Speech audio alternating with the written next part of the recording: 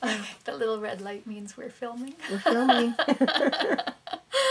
Okay. Do you need me to introduce myself? Yes. Okay. I'll do a little blah blah about my involvement, I guess. So, I'm Karen Newmoon, and I very first set foot into the Nelson and District Women's Centre in '94 when I moved to the Kootenays. I became a volunteer in '95 and was hired as one of the co-coordinators starting May 1st of '96, and worked as a co-coordinator with Moe Lyons until July of '99. Actually, she had left earlier, but I was there till July of '99. I continued on the CC in 1999 and 2000. Started volunteering again in 2006 and was interim staff for a little bit in 2006 until Kathleen Luckton was hired.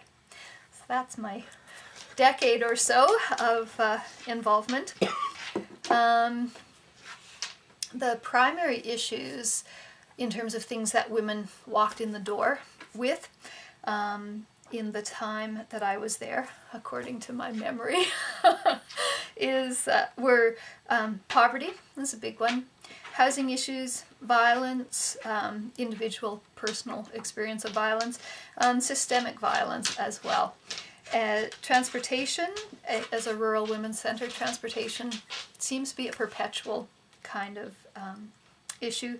Employment and employment equity issues, and then some kind of bigger systemic issues like women's representation in municipal government and lack thereof, women's involvement in the Columbia Basin Trust, and I went up to the first symposium that the Columbia Basin Trust had when things were still just forming. So that was an interesting thing. The activities that we were involved in, this was my longest list when I was trying to make notes. What were we doing in those 3 years? Actually, briefly, I'll say who we were. Staffing was one 20-hour-a-week position, which was Moe Lyons. I was 24 hours a week, and there was an admin sort of office support position, which varied from 10 to 14 hours a week, that Beryl Clayton had, and then Kaylinda Keevy had. Then when Moe left, Jill was hired. And I'm appalled to not remember Jill's last name. Oh well, you'll probably find that. Anyway, and our funding at that time was about 2/3 from the Ministry of Women's Equality, provincial, and 1/3 from Status of Women Canada. And then there were a couple other projects that funding came from different places, including the Columbia Basin Trust for one project that we did, which was employment equity. So, which leads me into some of the activities.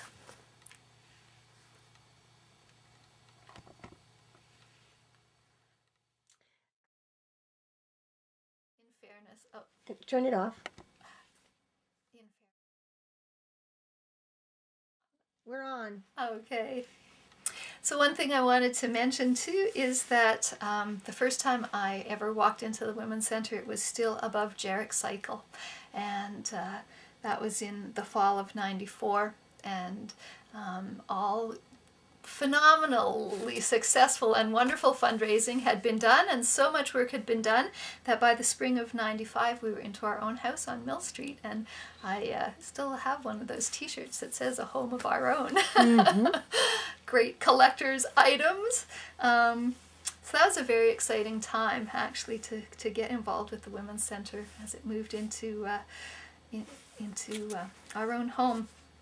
And so some of the things, I have to look at my notes, some of the things that we did, were involved with in the 3 years.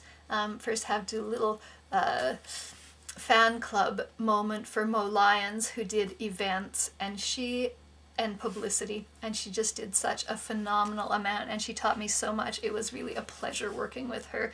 And she was doing Wonderful Wednesdays, so she did weekly events, she did monthly events, and she did big annual events like International Women's Day and Take Back the Night and all of that. And she's just, it was a privilege and a pleasure to work with her. It was really great, and I learned a lot. We had the C4 conference, which was in May of 97. I think that's right. You can check that. Which Jane Burton and Moe Lyons and many other women did a phenomenal amount of work on. There were ongoing things. So that was a big event, special event. Another thing that happened was I supervised a woman named Willow Brock, who was BSW, Bachelor of Social Work student from University of Victoria, doing distance education. She was phenomenal. She was great, and she did a project called Girls on the Town, and that booklet is still around. I think it's still in the Nelson Public Library, but that was a really good project that engaged young women between 13 and 17, I think. And there were kind of focus group discussions and then a big party sort of thing, and then the book came out of it as well. There was still the Women's Festival happening in 96 and 97, and I can't remember about 98. But it ended, shortly after that. Cindy King, as a volunteer, did so much work. We really existed on volunteers. So to connect back to the staffing, it was, between 44 and 48 paid hours a week, and I would say at least twice that actual hours worked by staff. And then the volunteer hours were incalculable. Hundreds of hours every month, thousands of hours every year, and part of what I did was volunteer recruitment, training, supervision, and support. And the Women's Centre never, I think, has been able to function without its volunteers. We really have had such amazing, wonderful support from volunteers over the years, regardless of whether it was, coordinating collective volunteers, drop-in volunteers, library volunteers, committee volunteers, so many. Still heartfelt appreciation to all of you who are still doing this. Also ran support groups for women who'd experienced violence in relationships, for women who'd experienced violence as children, for incest survivors, for survivors of sexual assault and abuse. I did a lot of that. Some of those co-facilitated with other agencies, like someone from the Transition House or from Community Services. I also sat on committees. The Violence Against Women in Relationship Committee, which was an interagency committee. There was an Employment Issues Committee. I did a support group for women in employment too. The West Kootenay Women's Council, which had morphed a bit since the 70s. The BC and Yukon Women's Association, which was funded by Status of Women Canada and was an invaluable network that we had at that time. That was with the Network of Women's Centres, Network of Women's Centres, throughout BC, and the White Horse Women's Centre, which was and probably still is the only women's centre in the Yukon. And just the opportunity to have conference calls that were supported by Status of Women Canada, and once a year to get together for whoever could actually come. And then the Ministry of Women's Equality also provided conference calls for regional, so all of the West Kootenay Women's Centres, not West Kootenay, East and West Kootenay, and Grand Forks. So I guess Kootenay boundary and over to Cranbrook, had the opportunity to really kind of coordinate and just support each other. And Golden was as well. So this whole kind of area. That was around the Columbia Basin Trust, was it not? It was not. No. It was actually just, whatever was going on. It was funded by the ministry. Well, funded. They basically provided the conference call connection.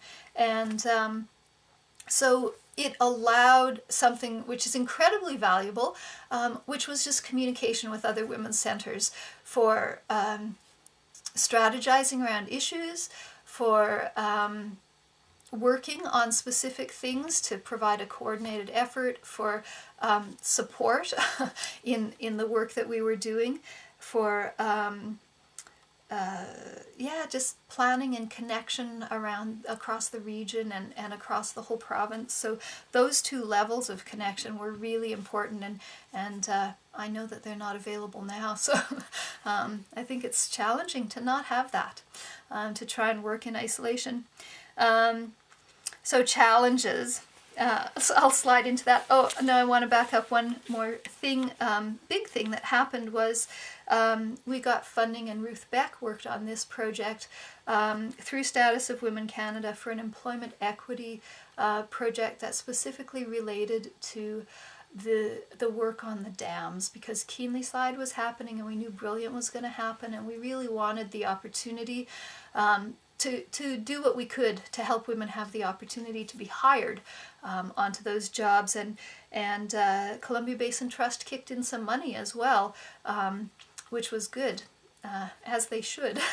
And one of the a few things came of that, but one of the things was a whole meeting with women, interested women, and with unions.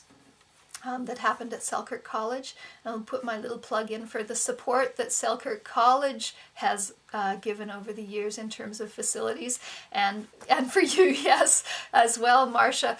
And here's my little plug for Marcia, because I first met Marcia in Ottawa at a conference on women and employment, and immediately fell in love with her. I was so impressed by the work that she was doing and has done, and that was in 87 or 88, so we go back 20 years? Yeah. And when I moved to the Kootenays and got to actually work with her and not just spend 2 hours at a conference with her, it was such a thrill. So I think I've run through my list of activities that I can think of, and I'm sure there were more, because what we really found was that endlessly there's more demand for service than we could meet, even with all the volunteer hours. One of the other things that started happening 97 or 98, so it's been at least a decade, is that Jeff from Silver King Tofu started donating free tofu. So that became a way that women could get nourishing protein for free once a week, and he's still doing it, and he's such a superstar. So the challenges that we faced were uncertain and inadequate funding. One of the things we discovered through the BC and Yukon Association of Women's Centres was that the Nelson and District Women's Centre was the lowest paid women's centre in the province. I started at $14.10 an hour, and within the year I think we discovered that the next lowest was $16. So the coordinating collective made the decision that staff should be paid $16 an hour, which was nice on paper, but there wasn't actually the funding to increase our wages by almost $2 an hour. So what happened was that our hours dropped. I think that was when I went down from 28 to 24. It's like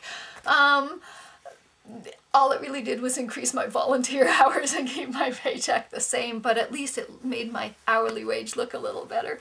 So funding is a tremendous and ongoing, and I would say the whole 36 years probably funding has been the big problem in terms of real stability and program planning. But women, kudos to all of you, compensate for that, because it's been the real dedication and energy of women that's provided stability. So, maybe we didn't have money, but we always had our energy, and so many women have really dedicated so much energy. Long hours, unrealistic expectations from the community, which to be fair, how could they not be? Women come in when they have need, and we would all do our best to meet those needs. And remembering always that we're not a counseling facility and we're not a shelter, and we're there to provide referrals, to provide information, to provide support, and to do political work. And that actually brings me to probably what I found most challenging, which was that distinguishing between service orientation and political work.